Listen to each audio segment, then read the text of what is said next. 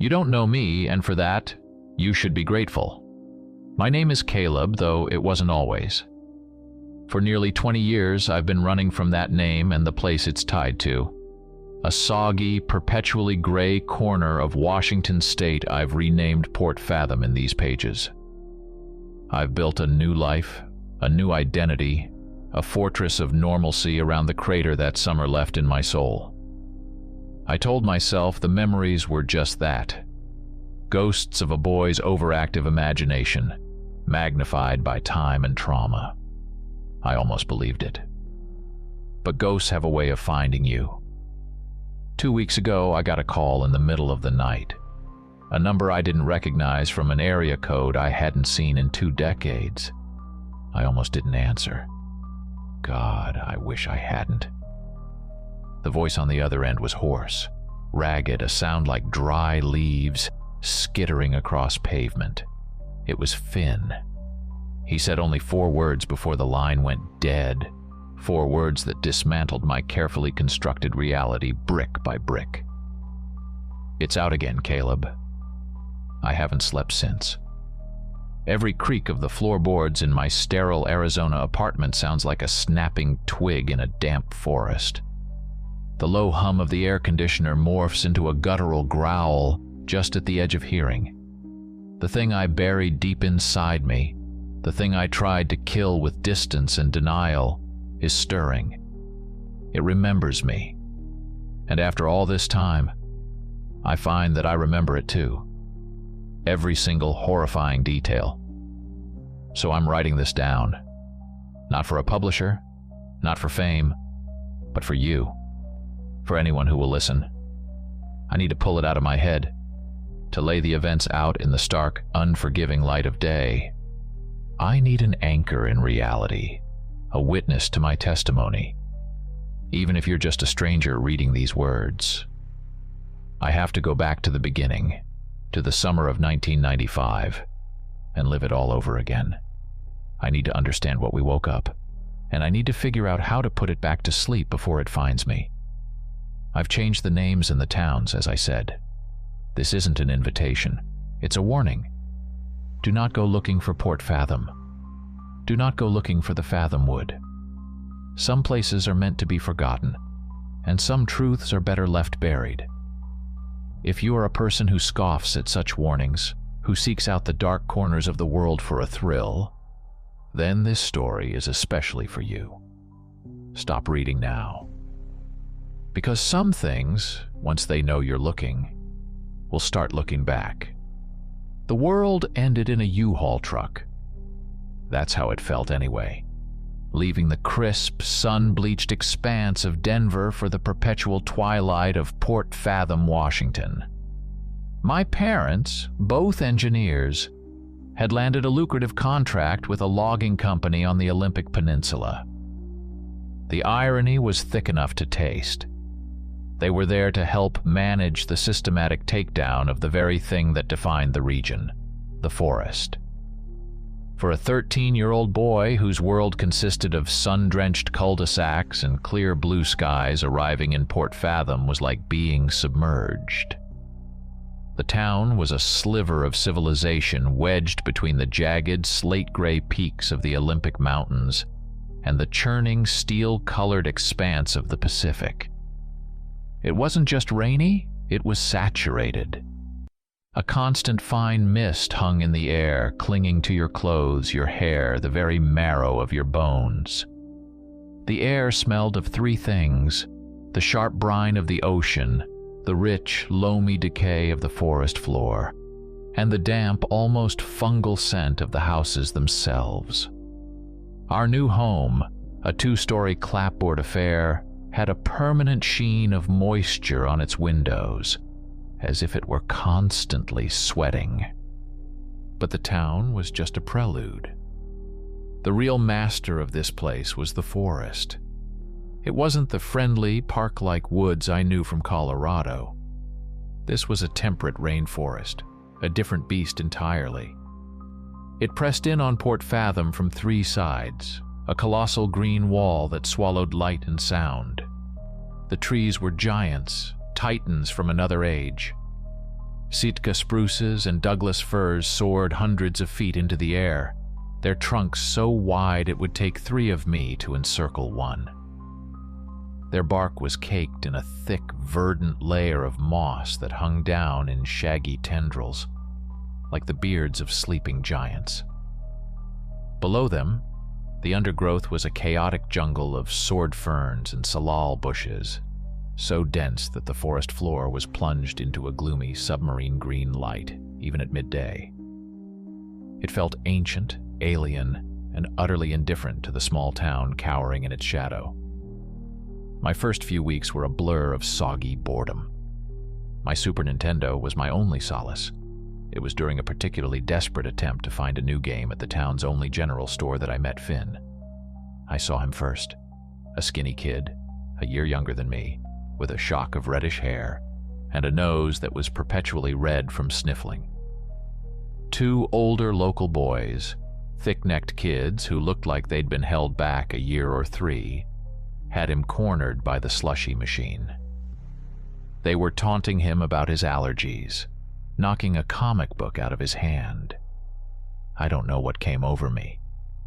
Maybe it was the pent-up frustration of the movie, or maybe it was just the sight of 2 Goliaths picking on a David.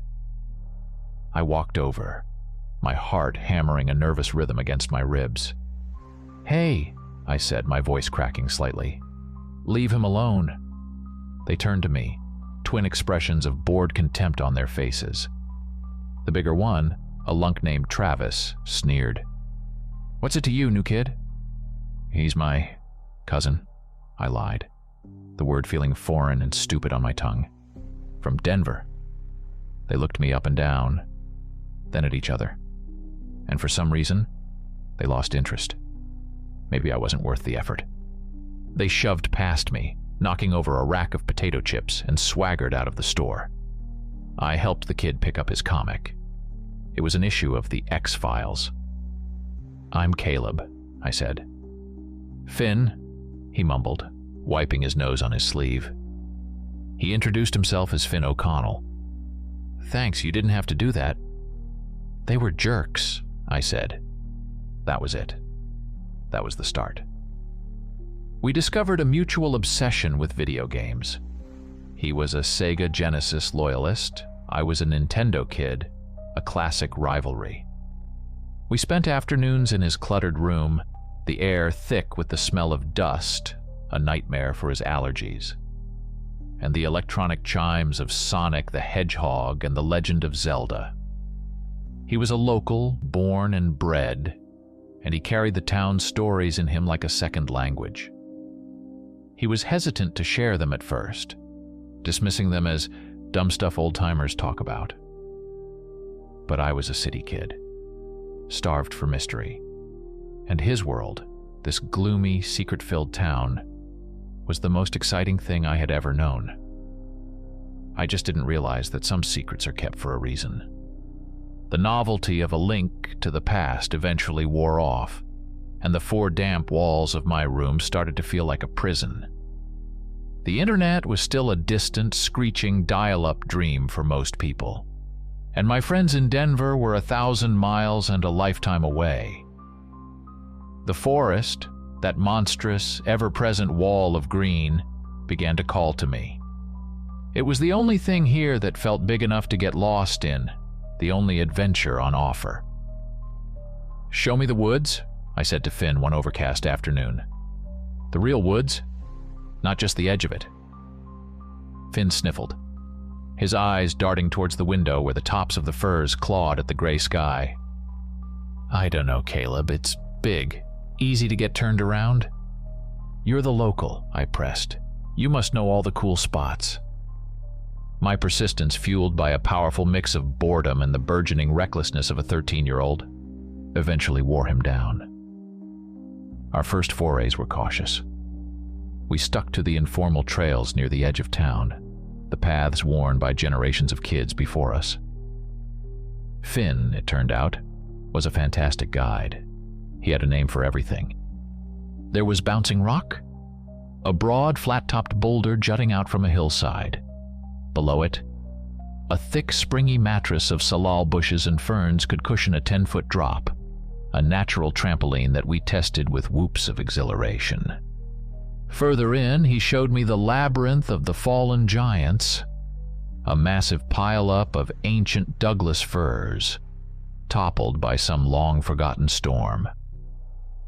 We spent a whole afternoon climbing through the hollowed-out logs and navigating the maze of colossal roots, the air inside smelling of rich, damp cedar. But the deeper we went, the more a strange feeling began to creep over me. It was a subtle shift in the atmosphere. The cheerful chirping of birds would fall silent. The air would grow still and heavy, and the green light filtering through the canopy seemed to thicken, taking on a quality that felt less like a forest and more like the bottom of the ocean. It was a feeling of immense, watching stillness. I'd whip my head around, certain I'd see a pair of eyes in the deep shadows between the ferns. But there was never anything there. The feeling was always strongest when we headed north, away from the town and into the truly wild, untamed sections of the Fathomwood. "Do you ever feel like we're being watched out here?" I asked Finn one day, trying to sound casual. He stopped, his usual sniffle catching in his throat. He kicked at a piece of moss with the toe of his sneaker. "Sometimes." "What is it?" He hesitated, his gaze fixed on the tangled mess of the undergrowth ahead. "It's just stories. You know, campfire stuff." "Tell me." He sighed, a puff of white vapor in the cool air. "Okay, but it's dumb. The old folks, like my grandpa, they call it the gray man of the hoe, or sometimes the whispering beast." He lowered his voice, even though we were miles from anyone. "They say it's something that lives deep in the woods, something that's been here forever. They say it's skinny and fast, and it takes people, hikers, hunters, anyone who wanders too far off the path." He finally looked at me, his eyes wide and serious. "My grandpa says you never ever go into the deep woods during a full moon. He says that's when its hunger is worst." He tried to laugh it off, a weak, unconvincing sound that was quickly swallowed by the oppressive silence of the forest. But the story landed in my mind like a seed, a whispering beast, a gray man. To Finn, it was a local spook story, a reason to be cautious. To me, a kid raised on the X-Files and a diet of fantasy novels, it sounded like a quest, and I was determined to find out what was real. The legend of the whispering beast infected my imagination. It was the perfect antidote to the dreary reality of Port Fathom. While Finn saw a boogeyman to be avoided, I saw a mystery to be solved. I was Mulder, and this town was my Roswell. It took another week of relentless persuasion, but I finally convinced Finn to venture into the uncharted northern section of the Fathomwood, the area his grandfather had warned him about. We concocted a flimsy lie for our parents about going fishing at Miller's Pond, a well-known spot in the opposite direction. The morning of our expedition was classic Port Fathom, a low, bruised purple sky threatening rain and a thick fog that clung to the ground like a shroud. We were prepared, or so we thought. I had a compass my dad had given me, and a topographical map of the area I'd borrowed from his study. The masterstroke, I thought, was a roll of bright orange surveyor's tape. We'd tie a piece to a branch every 100 feet or so, creating an unbreakable trail back to civilization. It was foolproof.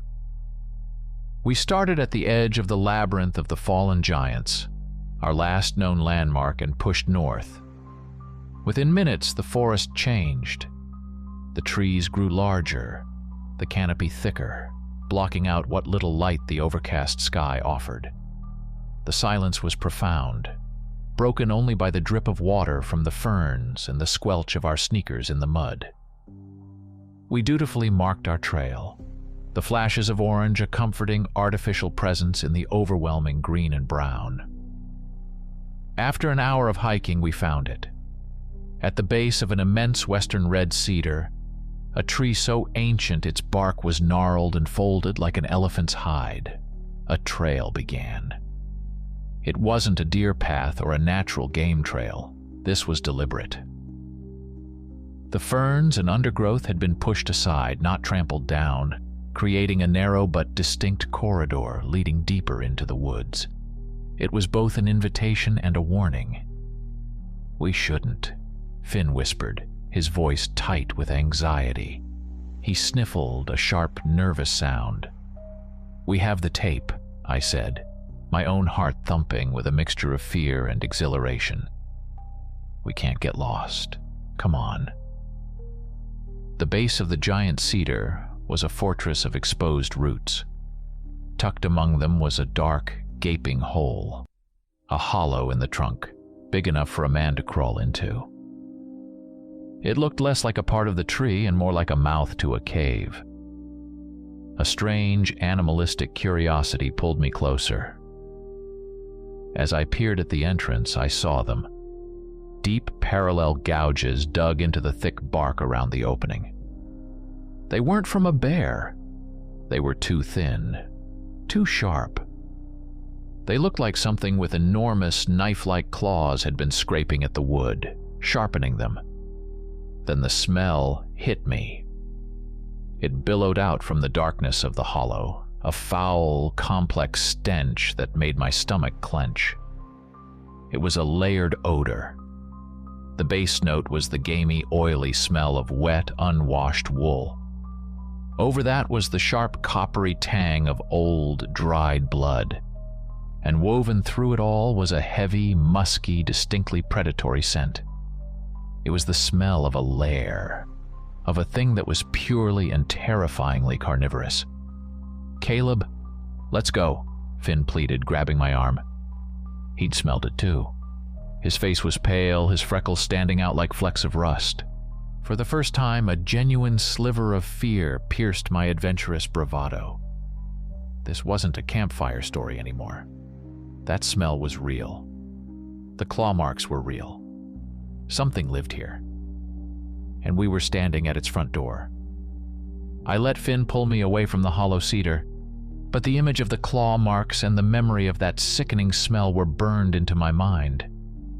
The discovery of the unnatural trail had changed the nature of our exploration. We were no longer just hiking. We were following something. We pressed on, the orange ribbons we left behind feeling less like a safety measure and more like a trail of breadcrumbs for whatever might be following us back. The path wound steadily upward, leading us to a steep, fern-choked hill. The climb left us winded, our jeans soaked from the damp foliage. At the top, the trees thinned slightly, offering a fractured view of the surrounding forest. "I bet you can see everything from up there," I said, pointing to a particularly tall Douglas fir that stood like a watchtower at the crest of the hill. Its lowest branches were a good 30 feet up, but the trunk was covered in a ladder of old, dead limbs. "No way," Finn said, shaking his head and sniffling. "That's crazy." But the idea had already taken root. I wanted a map of this place, a God's eye view. "I'll give you my copy of Chrono Trigger if you do it," I bribed. His eyes widened. Chrono Trigger was the holy grail of SNES games that year. He looked at the tree, then back at me, a fierce internal battle playing out on his face. The lure of the game won. "Fine," he grumbled. "But if I fall, I'm haunting you." He was a surprisingly good climber, wiry and agile. He shimmied up the trunk, testing each dead limb before putting his weight on it. I watched from the ground, my neck craned, as he disappeared into the dense green needles of the canopy. A few minutes passed. Pine cones and bits of bark rained down. "Whoa!" His voice drifted down, muffled by the branches. "Caleb, you gotta see this." Then his tone changed. It dropped, becoming tight and urgent. "Wait, what the hell is that?" "What? What do you see?" I yelled up. "There's someone down there," he said, his voice a strained whisper. "On that big flat clearing. With the rocks." "Is it a hiker?" No, it's not a hiker." A beat of silence. "It's moving weird.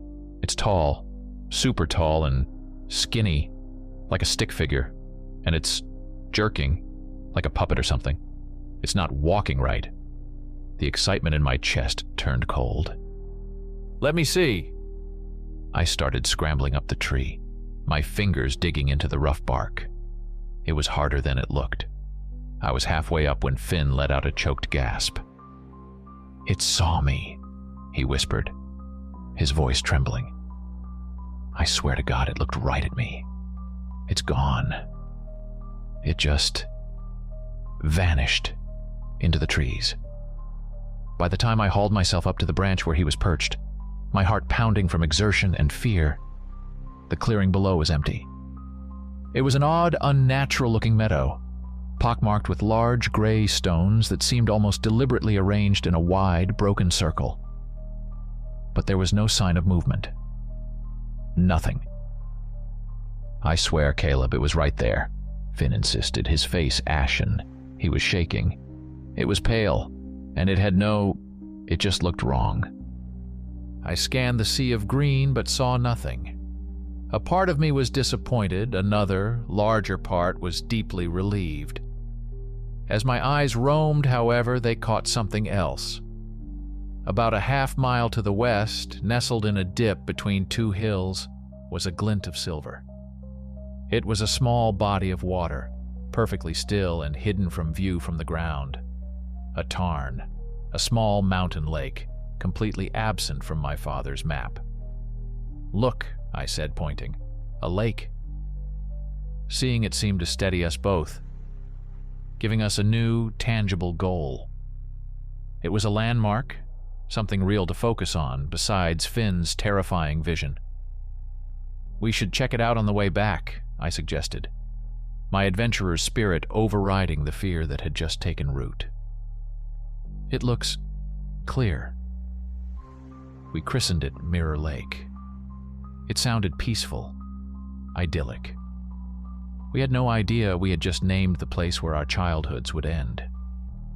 Getting down from the tree was more frightening than climbing up. Every look down at the forest floor made my stomach lurch. By the time our feet were back on solid ground, a tense silence had fallen between us. Finn was quiet and withdrawn, and my attempts to rationalize what he'd seen, a trick of the light, a deer, a gaunt hiker, were met with sullen silence. The fear he'd felt up in that tree was real, and it was contagious.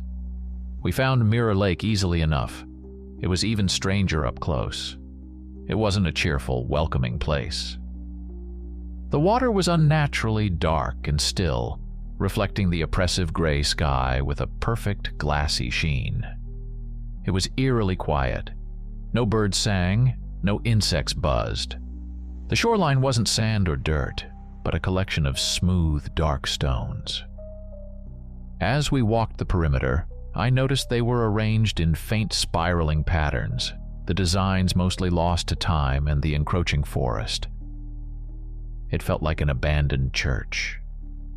Finn, seemingly drawn by some morbid curiosity, picked up one of the stones. It was oddly shaped, long and flat with a series of parallel grooves etched into its surface.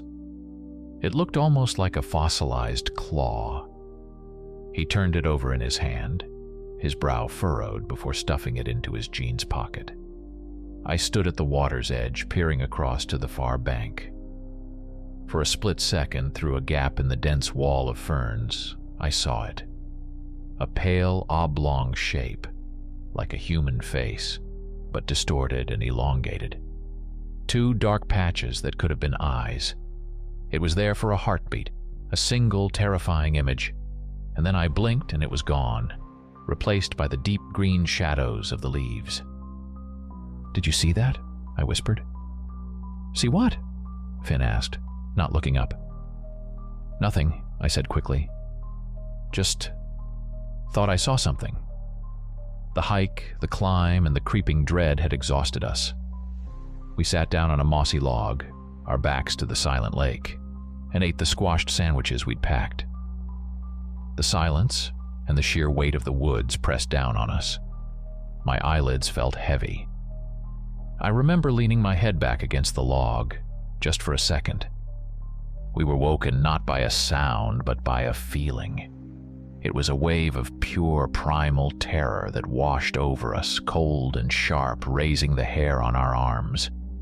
It was accompanied by an overpowering stench. The musky, bloody smell from the hollow cedar was back, but now it was mixed with the sharp, acrid reek of sulfur and something else. The sweet, cloying odor of rot. The air grew impossibly heavy and still, and the world seemed to dim, the greens and browns of the forest bleeding into a murky gray. A loud splash echoed across the clearing, shattering the silence. We both spun around. From the center of the black, still lake, a figure was rising. It emerged slowly, water streaming from its form in greasy rivulets. In the failing light, we saw it clearly. Long, impossibly thin limbs like a spider's, ending in what looked like hooked talons. A hunched, skeletal back.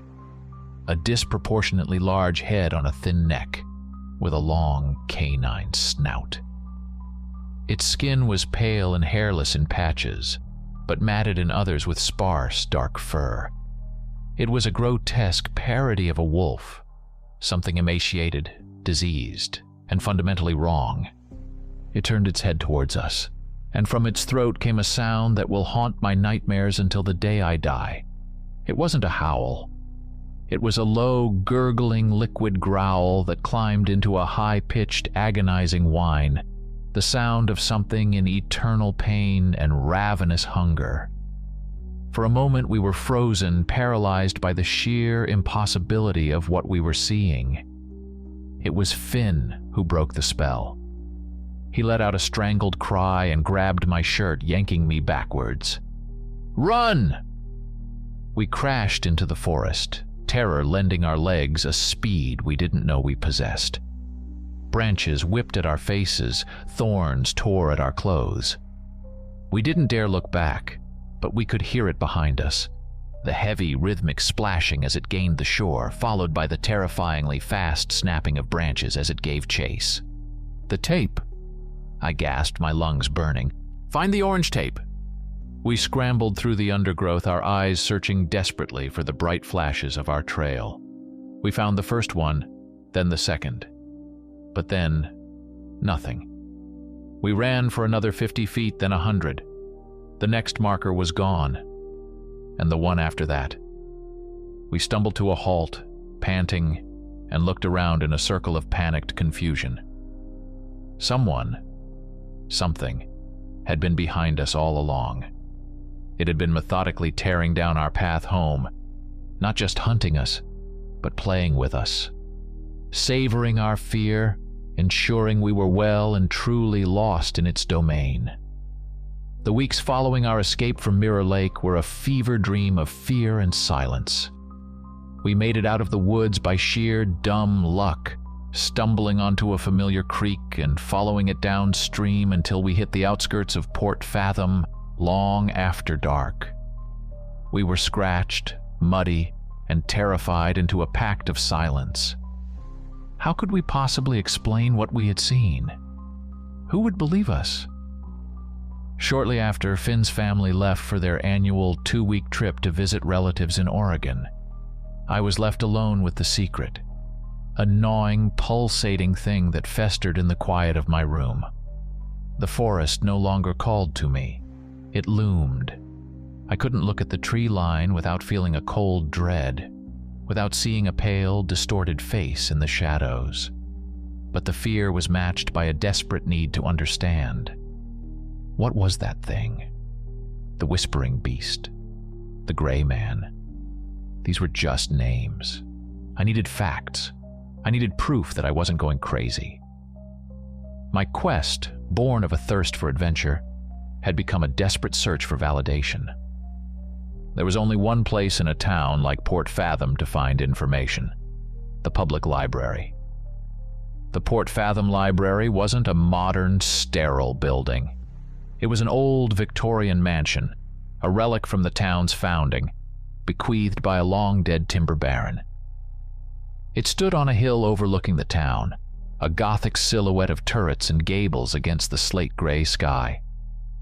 Inside, the air was thick with the scent of decaying paper, lemon polish, and old, dust-choked wood. Sunlight struggled to penetrate the tall, narrow windows, and the vast, high-ceilinged rooms were cast in a permanent state of scholarly gloom. Behind the massive oak circulation desk sat a man who seemed as much a fixture of the library as the shelves themselves. He was Meister Alistair Blackwood, the town librarian. He was an elderly man, tall and gaunt, with a severe posture that made him look like he had a steel rod for a spine. He wore a tweed jacket, regardless of the season, and his face was a road map of stern wrinkles.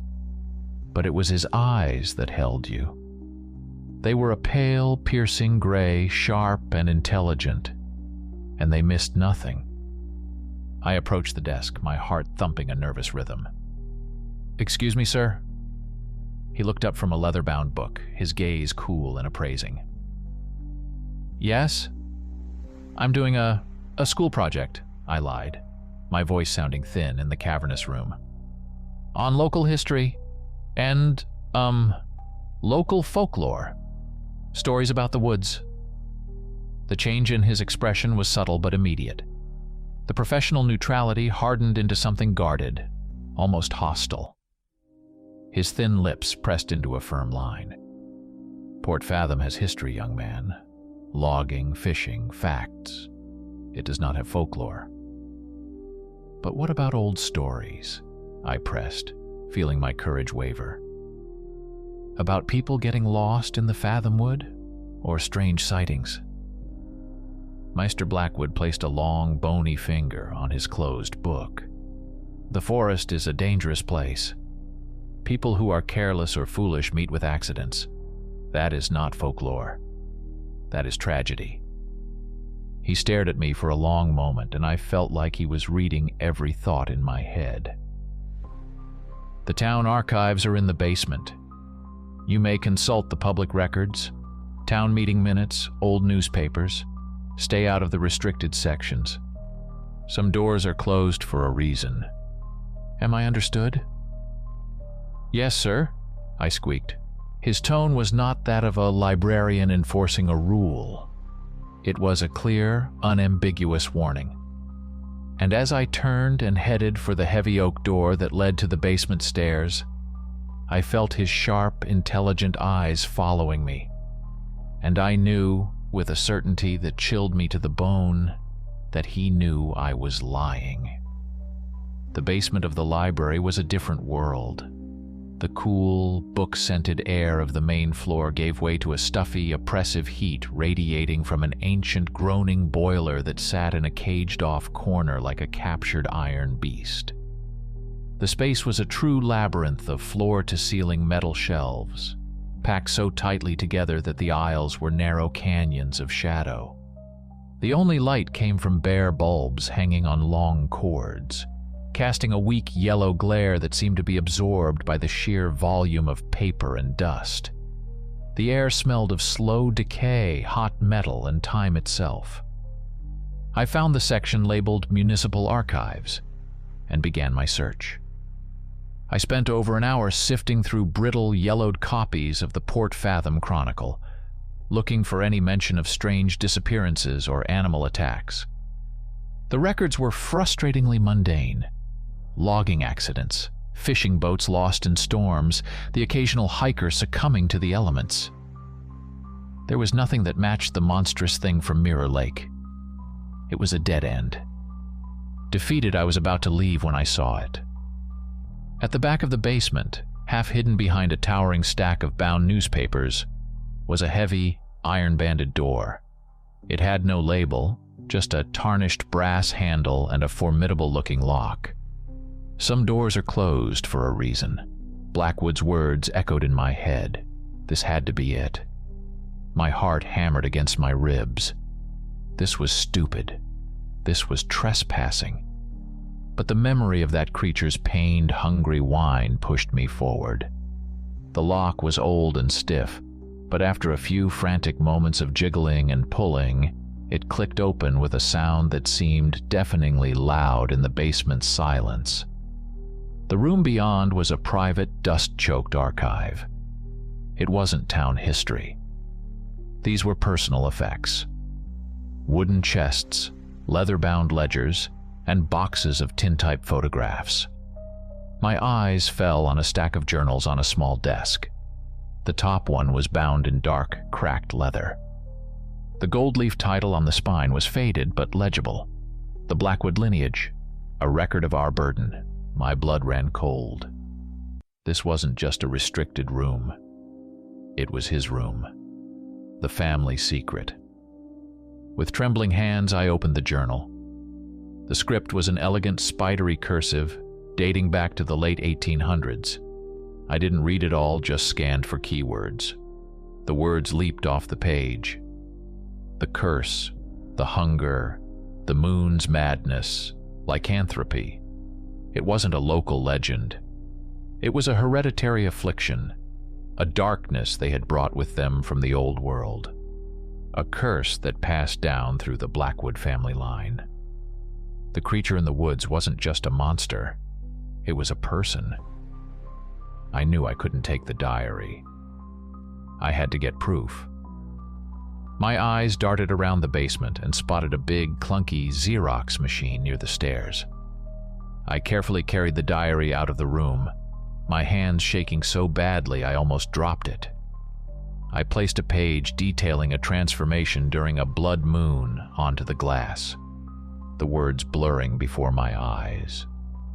The machine whirred to life with a loud groan. As the first copy slid into the tray, I heard it. A soft footstep on the wooden stairs at the far end of the basement. Panic seized me. I grabbed the diary and the single warm copy and shoved them into my backpack. I heard another step, heavier this time. 2 sets of footsteps. I peered through a gap in the shelves and saw them. Mr. Blackwood, his face a mask of cold fury, and behind him, a younger, powerfully built man with the same sharp eyes and severe features. His son, or some other relation. They weren't yelling. They were moving silently, methodically, spreading out to cut off my escape. Their goal wasn't to scold me. It was to get that diary back and ensure I never spoke of what I'd seen. The chase was no longer against a phantom in the woods. It was real, physical, and happening right now. I bolted, my sneakers slapping against the concrete floor as I plunged deeper into the labyrinth of shelves. The basement became a maze of steel and shadow. I could hear them moving, their footsteps echoing on the concrete, trying to flank me. They knew the layout. I was just a panicked rat in their trap. I ducked down an aisle, my backpack catching on a shelf and sending a cascade of dusty ledgers crashing to the floor. The noise gave away my position instantly. "He's over here!" a voice barked. The younger man. I saw a sliver of daylight at the far end of a narrow passage. A small, grimy window set high in the foundation. It was too high to reach, but below it was another door, this one made of rotting wood.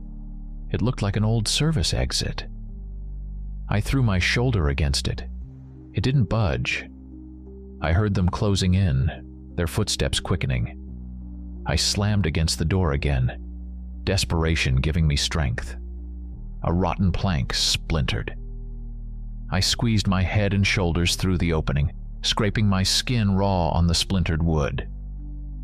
Just as I was wriggling my legs through, a powerful hand clamped down on the back of my backpack, yanking me back with incredible force. I was half in, half out, pinned like an insect.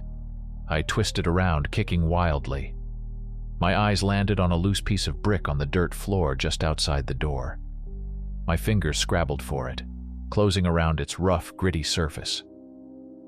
Without thinking, I swung it backwards as hard as I could, connecting with something solid. There was a sickening crunch of impact and a sharp, very human cry of pain and rage. The hand let go. I tumbled the rest of the way through the opening and scrambled to my feet. I was in a small enclosed courtyard, a forgotten space between the back of the library and a high brick wall topped with rusted iron spikes. I was trapped. The heavy wooden door I'd just broken through swung open, and the younger Blackwood stood there, clutching a hand that was already swelling and turning purple. His face was contorted with fury. Behind him, the elder Mr. Blackwood appeared, his expression colder and more terrifying than any rage. Just as they started to advance on me, a metallic rattle came from the other side of the courtyard. My eyes shot to the high, wrought iron gate that led to the street. A figure was shaking it, a skinny figure with a shock of red hair. Finn. He was back. He must have gotten the frantic one-line note I'd left on his porch that morning. Library, basement, trouble. "Caleb!" he yelled. His presence broke the spell. While the Blackwoods were momentarily distracted, I sprinted for the gate. It was held shut by a massive rusted iron bolt that looked like it hadn't been moved in 50 years. "Help me," I grunted, my fingers straining against the cold, heavy metal. Finn reached through the bars, and together we put all our weight into it. The bolt screeched in protest, a horrible, grating sound, and then slid back with a loud clang. I yanked the gate open just enough to slip through as the Blackwoods started running across the courtyard toward us. Seeing Finn, a witness, they faltered, pulling back into the shadows of the building's alcove. But their eyes, filled with a cold, possessive fury, promised that this was far from over. We didn't wait. We jumped onto our bikes, which lay discarded on the sidewalk, and pedaled away as fast as our legs could carry us. A cold, steady rain began to fall, plastering our hair to our foreheads and soaking our clothes. It felt cleansing, like it was washing away the dust and fear of the basement. Tucked safely in my backpack, wrapped in a plastic bag, was the thin, warm photocopy, proof of an impossible truth. We had it. We had the secret. As we raced down the hill, the library shrinking behind us, I realized the terrifying truth. The adventure was over. We weren't just two kids exploring the woods anymore. We had a monster's name, and its family knew that we knew. This was no longer a game. This was a war. Story 2. The hum of the Royal Enfield's single-cylinder engine had been the only constant in my life for the past 700 miles. It was a deep, thrumming meditation that vibrated up through the worn leather seat, through my spine, and settled somewhere in the base of my skull, shaking loose the dust of my old life. The life I'd torched had been one of ergonomic chairs, fluorescent lights that flickered with institutional indifference, and the sterile click-clack of keyboards in a Denver high-rise. I traded it all for the smell of hot metal, gasoline, and the vast, aching emptiness of the American Southwest. My name is Kalen, and I was running from the quiet suffocation of a six-figure salary and a corner office that felt more like a cage. I was looking for a different kind of quiet, one that didn't have walls. I was somewhere on the borderlands between Arizona and New Mexico, a place where the maps on my phone had started to pixelate into uselessness an hour ago. The landscape here was brutal and magnificent. Towering mesas, flat-topped and stoic, rose from the desert floor like the altars of forgotten gods. Their sides were streaked with millennia of rust and rain, a geology lesson written in shades of ochre, crimson, and deep violet. Gnarled juniper trees, their bark peeling like sunburnt skin, clung to the rocky soil, their limbs twisted into tortured shapes by the relentless wind. The air, thin and dry at this altitude, tasted of dust and sagebrush and smelled faintly of pine resin baked by the afternoon sun. It was a raw, primal scent that felt more real than anything I'd smelled in the last 10 years. My bike, a heavy, classic machine not built for speed but for endurance, chugged along the cracked asphalt of a forgotten state highway. The heat radiating from the road shimmered, making the distant horizon dance and warp. I was low on gas and even lower on a plan. That's when I saw it. A single sputtering gas pump and a sun-bleached shack with a hand-painted sign that just said gas. An old man with skin like tanned leather and eyes the color of the faded blue sky sat on a rickety porch chair watching me pull in. He didn't get up, just nodded as I swung my leg over the bike. "Fill her up?" he asked, his voice a dry rasp. "Please, regular is fine," I said, pulling off my helmet and shaking out my matted hair. The silence, now that the engine was off, was immense. It pressed in on my eardrums. "Say, you wouldn't happen to know a good spot to camp around here? Something cheap or free?" He squinted at me, sizing up my dusty gear and the determined set of my jaw. "Most folks head for the state park, about 40 miles west. Got showers, rangers, the whole 9 yards." I was hoping for something less crowded, I admitted. He chewed on that for a moment, then pointed a gnarled finger east, down a barely there gravel road that peeled off from the highway. "If you ain't afraid of a little dirt, there's a place. Locals used to call it Red Creek Canyon. Old BLM campground, decommissioned years ago. Got an old well, horse troughs. Nobody goes out there much now. It's quiet, real quiet." "Red Creek Canyon. That sounds perfect," I said, a genuine smile spreading across my face for the first time all day. "How far down that road?" "Mile or 2, maybe 3. Can't miss the turnoff. Look for a faded sign. Road gets a little rough, but that bike of yours looks like it can handle it." He took my cash, his movements slow and deliberate. As I was getting ready to leave, he added, almost as an afterthought, "Just be watchful out there. Desert's got a way of playing tricks on your eyes when the sun goes down." I thanked him and, with a renewed sense of purpose, steered the Enfield onto the gravel path. The bike fishtailed for a moment before the tires found their grip. The road was worse than he'd let on. It was a washboard of packed dirt and loose rock that rattled my teeth and made the handlebars jump in my hands. I bounced past skeletal cattle guards and ancient splintered fence posts that marked nothing at all. The sun was beginning its slow, dramatic descent, and the world caught fire. The red rocks of the mesas deepened to the color of dried blood. The shadows of the junipers stretched across the road like long, skeletal fingers. I checked my odometer. 5 miles. Then 7. There was no sign, no turnoff. Just the endless, empty road snaking through the desolate beauty of the high desert. A knot of anxiety began to tighten in my stomach. The old man's directions had been vague, his smile a little too empty. Had he sent me on a wild goose chase? The thought of being stranded out here with half a tank of gas and no cell service was a cold spike of fear. Just as I was about to turn back, I saw it. Tucked behind a curtain of overgrown sage, a small, weather-beaten wooden sign.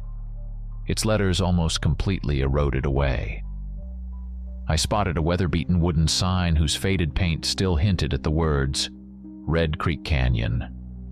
This had to be the place. A steep, rutted track plunged into a wide, shallow canyon, and I took a deep breath before easing the bike down the decline. the last rays of sunlight painting the walls in a final bloody flourish before nightfall. The place was less a campground and more a scar on the land. A wide, gravelly clearing sat at the bottom of the canyon, hemmed in on three sides by sheer walls of dark red rock. A dry, sandy creek bed, littered with smooth, pale stones, wound its way through the center. On the far side of the clearing stood a series of long concrete troughs, their surfaces cracked and stained green with ancient algae. The horse troughs the old man had mentioned. They were bone dry. I was, as promised, completely alone. The silence I had craved on the highway was a pale imitation of the silence here. This was a profound, bottomless quiet that felt like a physical weight. When I killed the engine, the sudden absence of sound was so absolute it made my ears ring, a phantom hum trying to fill the void. Twilight was fading fast, the sky a deep, bruised purple overhead. I worked quickly, my movements practiced and efficient. I unstrapped my tent and gear from the back of the bike, the scrape of the canvas bag against the gravel unnaturally loud in the stillness. As I laid out the poles, my gaze swept the perimeter.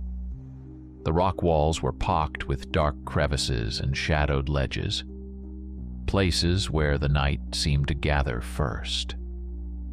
Near the back of the clearing, about 30 yards from where I decided to pitch my tent, stood a small, squat building. It was a purely functional structure, built from drab, gray cinder blocks, with a low, flat roof. Its most prominent feature was a single, heavy-looking steel door, painted an industrial red that was now faded and peeling. A thick conduit pipe ran from the building to a wellhead a few feet away. This had to be the pump house for the well that fed the troughs. On the exterior wall of the building, next to the door, was a simple brass spigot. I walked over, the crunch of my boots the only sound in the world. I gave the handle a turn. After a groan of protest from the pipes within, a stream of clear, cold water sputtered out. It tasted of minerals and the deep earth, the best water I'd had in weeks. I filled my bottle, splashed my face, and felt a small measure of my anxiety wash away. At least I wouldn't be thirsty. Back at my chosen spot, I finished setting up my one-person tent, hammering the stakes into the hard-packed ground with the back of my hatchet. The last of the light bled from the sky, and the temperature began to plummet, the way it does in the high desert. I pulled on a fleece, the synthetic material crackling with static electricity. I wasn't hungry enough to bother with my camp stove. Instead, I sat on a flat rock near my tent, chewing on a dry protein bar and drinking from my water bottle, watching the first stars begin to prick the velvet darkness. That's when I felt it. It wasn't a sound. It wasn't a sight. It was a feeling, primal and unmistakable. A sudden, intense prickling on the back of my neck, the kind that raises the fine hairs on your arms. It was the feeling of being watched. My head snapped up, and my eyes scanned the dark rim of the canyon walls. I saw nothing but rock and shadow, the stark silhouettes of junipers against the star-dusted sky. I told myself it was the isolation getting to me, my city dweller's paranoia kicking into overdrive. The old man's words about the desert playing tricks came back to me. It was just fatigue, the oppressive silence, the sheer alien nature of this place. Anyone would feel a little spooked. But the feeling didn't go away. It lingered, a cold spot in the air, a silent pressure. It felt like a pair of eyes, patient and unblinking, fixed on me from one of the black, gaping crevices in the rock face above. I tried to shake it off, forcing myself to focus on the mundane.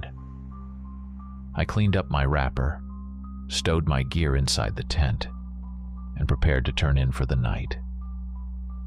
The simple acts of zipping up my sleeping bag and organizing my small pack were a comfort, a ritual of normalcy against the encroaching dread. Before zipping the tent flap shut, I took one last look around the clearing. The moonlight was growing stronger, casting the landscape in a stark, silvery monochrome. The pump house was a dark, solid rectangle. The horse troughs were long, empty coffins. Everything was still, utterly, unnervingly still. Yet the feeling of being observed was stronger than ever. It was a focused, intelligent presence, and it was not friendly. I pulled the zipper closed, the sound ripping through the silence like a scream. Lying in the dark, my heart thudding against my ribs, I told myself I was being ridiculous. But just before I drifted into an uneasy sleep, I reached out and checked the zipper on the tent door, making sure it was pulled all the way to the bottom. Twice. I woke up with a jolt, my body rigid in the confines of my sleeping bag. I didn't know what had woken me. There was no sound, no sudden movement. It was the quality of the silence that had changed. Before, it had been empty. Now it was a silence that held its breath, a silence that was listening. The air inside the tent was cold, and I could see my own breath misting in the faint moonlight filtering through the nylon walls. My heart was a frantic drum against the quiet. I lay perfectly still, straining my ears, trying to catch the sound that had pierced my sleep. And then it came. A soft, sliding noise against the side of my tent. It wasn't the scrape of a branch or the scuttling of some small desert creature. It was a slow, deliberate drag, the sound of something with texture and weight moving against the fabric. I imagined a hand, palm flat, being drawn across the taut nylon just a few feet from my head. I froze, every muscle in my body locking up. A wild animal, I told myself. A coyote, a bobcat, curious about the strange new object in its territory. But the sound hadn't felt animalistic, it felt exploratory, calculated. Silence returned, thick and absolute. I held my breath until my lungs burned, my ears straining for the slightest hint of what was outside. I was about to convince myself I'd imagined it, that I'd been dreaming, when I heard the next sound. Crunch. The sound of a single footstep on the loose gravel of the clearing. It was unmistakable, it was heavy, and it was followed by another. Crunch, crunch, a slow, steady rhythm. The steps were not the four-legged scuffle of a coyote or the heavy tread of a deer. They were bipedal, two-footed. The realization hit me with the force of a physical blow. There was a person out there walking around my tent in the dead of night, in a place dozens of miles from anything. And in this profound isolation, that was infinitely more terrifying than any predator. A mountain lion would have a reason to be here. A person? A person had motives. And out here in the lawless dark, motives were rarely good. Crunch. Crunch. The steps were circling my tent now. A slow, deliberate patrol. Who was it? The old man from the gas station? Had he followed me, or someone else? Some drifter or hermit who called this desolate canyon home and didn't appreciate visitors. Panic began to bubble up in my throat, hot and acidic. I had my hatchet, but it was in my pack by the tent door. My keys were in my jacket pocket. The motorcycle felt 1,000,000 miles away. My mind raced, frantically searching for an escape plan. Screaming was useless. There was no one to hear. Confrontation was suicide. I had no idea who or what I was facing. My eyes, wide in the darkness, darted around the small tent, and then my gaze fell on the faint, rectangular silhouette of the wall nearest the back of the clearing. The pump house. The image of it flashed in my mind. Cinder block walls, solid and thick. A heavy industrial steel door. A solid bolt on the inside. I hadn't seen one for sure, but a place like that housing machinery had to have a way to be secured from within for safety during repairs. It was my only chance. It was a fortress. The footsteps stopped. The silence that followed was worse than the sound. I could feel the presence outside, standing still, waiting, listening. I knew I had to move now. Quietly, with painstaking slowness, I began to extricate myself from my sleeping bag. The whisper of the nylon fabric sounded like a roaring inferno in my ears. I reached for my boots, which I'd left just inside the flap. My hands were shaking so badly I could barely guide my feet into them. I didn't bother with the laces, just jammed them on. My jacket was next. I shrugged it on, my fingers fumbling for the keys in the pocket. The cold, metallic shape was a small, solid comfort in my hand. Now for the hardest part, the zipper. I reached for the small metal tab. My breathing was shallow, caught in my chest. Every instinct screamed at me to rip it open and run, but I knew that was wrong. The sound would give me away instantly. Inch by agonizing inch, I began to pull the zipper down. The tiny rasp of the metal teeth separating was the loudest sound I had ever heard. My entire world had shrunk to this single, terrifying action. 1 inch. 2 inches. The footsteps remained silent. Was it gone? Or was it just waiting for me to reveal myself? A gap of about a foot opened at the bottom of the door. It was enough. With one last silent prayer, I prepared to bolt. I didn't wait to think. The moment I was out of the sleeping bag, I moved. I scrambled out of the low opening of the tent on my hands and knees, my eyes scanning the moonlit clearing in a frantic, wide-eyed arc. Nothing. The space was empty, bathed in the same stark silver light as before. The horse troughs, the juniper trees, the silent rock walls. Everything was exactly as it was. But the feeling of being watched was no longer a distant prickle. It was a smothering blanket, an intense, malevolent pressure that seemed to emanate from the shadows right behind me. There was no time for a second look. Keeping low, I half ran, half crouched towards the solid, dark shape of the pump house. My unlaced boots slapped against the hard-packed earth, the sound echoing unnaturally in the canyon. 30 yards felt like a mile. My lungs burned, and a stitch of pure panic flared in my side. I could feel its eyes on my back, a tangible force that seemed to push me forward. My hand was outstretched, fingers reaching for the cold, reassuring metal of the door handle.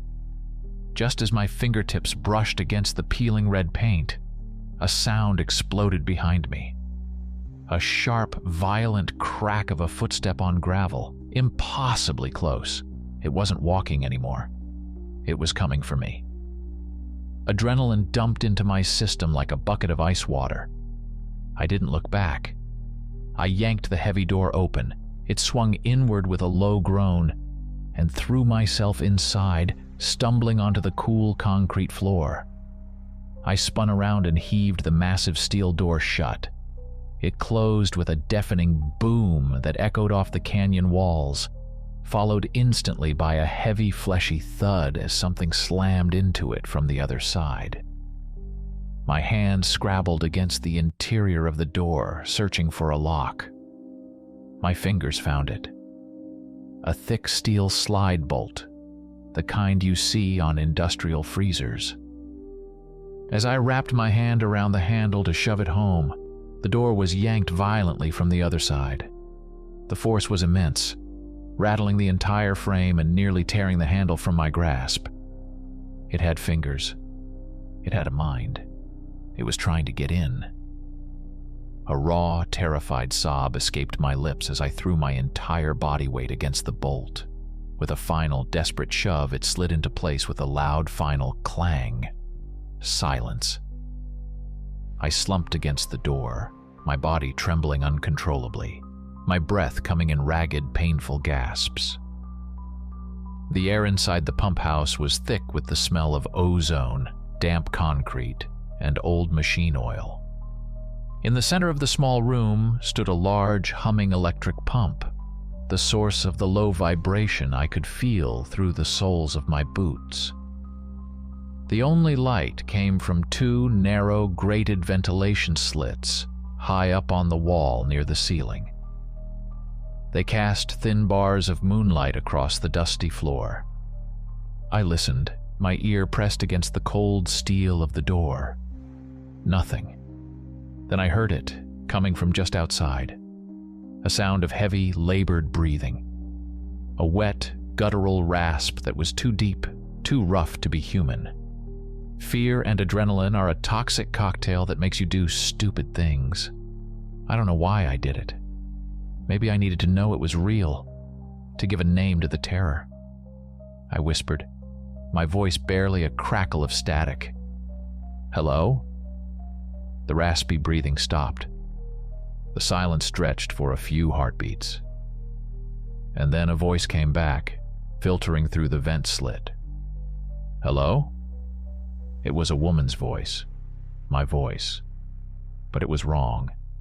It was hollow, flat, utterly devoid of emotion or inflection, like a recording played on a broken machine. It was a perfect mimicry of the word, but a soulless caricature of the voice. A wave of nausea washed over me. I pushed myself away from the door. "I'm sorry," I stammered, my voice shaking. I thought I was alone out here. A pause. Then the voice again, piecing the words together. "Alone. I hear." The syntax was broken. The words clipped, as if it were learning a new language on the fly. "You scared the hell out of me," I said, my voice rising. "I didn't know anyone else was here." Scared. Here. The imitation was faster this time, the pieces fitting together more smoothly. A cold dread, far deeper than simple fear, began to snake its way up my spine. It was learning. It was using my words to build its own. It was hungry for them. "What do you want?" I asked, my voice dropping back to a terrified whisper. "What you want?" The pronunciation was cleaner now, the cadence closer to my own. It had repeated my question not as a question, but as a statement. My blood ran cold. I had to make it stop. "Listen," I said, trying to sound firm, authoritative. "I'll be gone in the morning, I promise. Just leave me alone." There was a longer silence this time. I could hear the faint hum of the pump, feel the thudding of my own heart. When it finally spoke, the voice was a near-perfect replica of my own, infused with a chilling, predatory confidence. It had taken my sentences and twisted them into something new, something monstrous. "You will be gone. I promise I walk in the dark. You will not be here in the morning." I froze, a scream trapped in my throat. I finally understood. Every sound I made, every word I offered, was a piece of myself that I was feeding it. I was teaching it how to be human. I was teaching it how to be me. Clamping my hands over my mouth, I sank to the floor in the corner of the room, resolving to not make another sound, no matter what. I would spend the rest of the night in absolute silence, praying for the dawn. I don't know how many hours I sat there, huddled in the corner of the pump house, my back pressed against the cold, vibrating cinder blocks. I didn't sleep. I didn't dare. I watched the thin bars of moonlight creep across the dusty floor, tracking the slow passage of the night like a prisoner in a cell. Every creak of the building, every gust of wind whistling through the vents sent a fresh jolt of terror through me. But the voice did not return. The heavy breathing did not resume. Outside, There was only the vast, empty silence of the desert. Finally, after an eternity, the gray light of pre-dawn began to seep through the ventilation slits, turning the darkness inside the room from absolute black to a murky, shadowy gray. The sun was coming up. My courage, what little I had left, began to return with the light. I waited until the bars of light on the floor were bright and sharply defined, until I could hear the first tentative chirps of morning birds somewhere high on the canyon rim. The humming pump was the only sound. "Are you still there?" I whispered, my voice hoarse from disuse. Silence. I said it again, louder this time. "Are you there?" Only the hum of the machinery answered. The presence, the suffocating feeling of being watched and hunted, was gone. It had vanished with the darkness. Slowly, stiffly, I got to my feet. My muscles ached from cowering on the concrete all night. I crept to the door and pressed my ear against it. Nothing. With a trembling hand, I reached for the heavy steel bolt. It scraped back with a grating shriek that made me flinch. I took a deep breath, braced myself, and pulled the door inward a few inches, peering through the crack. The campsite was just as I had left it, now bathed in the clean, golden light of early morning. My tent stood, a small dome of blue nylon. My motorcycle gleamed, covered in a fine layer of dew. The world looked peaceful, normal, deceptively so. I didn't waste a second. I threw the door open and scrambled out into the fresh air. I didn't pack. I shoved. My sleeping bag was crammed into its stuff sack with no regard for neatness. The tent poles were yanked out, and the tent itself was balled up and haphazardly strapped to the bike with bungee cords. My hands shook, but my movements were fueled by a frantic, desperate energy. Get out. Get out now. I threw my leg over the seat, jammed the key into the ignition, and the Enfield roared to life with a comforting, familiar thunder. But before I tore out of that cursed place, something made me pause. My eyes were drawn to the spot on the ground just outside the pump house door, right next to the water spigot. Yesterday, I'd let the water run for a moment, and the parched ground had soaked it up, creating a small patch of dark, damp earth. And in that soft mud, I saw my own footprints from my frantic dash the night before. The deep, messy impressions of my unlaced boots. And right beside them were other tracks. I swung off the bike, my heart hammering against my ribs, and took a step closer. A cold wave of nausea and disbelief washed over me. It was not the print of a man's boot, nor was it the track of a coyote or a mountain lion. It was something else entirely, something my mind refused to process at first. The print was a horrifying hybrid of human and animal. There were 5 long, disturbingly thin toes, each one ending in a deep, gouged furrow where a claw had dug into the soft earth. But the back of the print, the heel and the arch, was not that of a canine or a feline. It was broad and flat and possessed the unmistakable shape of a human foot. My breath hitched in my throat. Skinwalker. The word surfaced from the deep forgotten recesses of my mind, from old stories and warnings you hear about the desolate places of the Southwest. A shapeshifter, a mimic. That was all I needed to see. I didn't look back again. I vaulted onto the motorcycle, twisted the throttle as far as it would go, and shot up the rutted track out of the canyon. The bike's engine screamed in protest, tires spitting gravel, but I didn't care. I hit the empty highway and pushed the Enfield faster than I ever had before, the wind tearing at my face, leaving Red Creek Canyon and the impossible tracks in its dust. I didn't stop until I had put 100 miles of road between me and that place. I'm in a motel room in Holbrook, Arizona.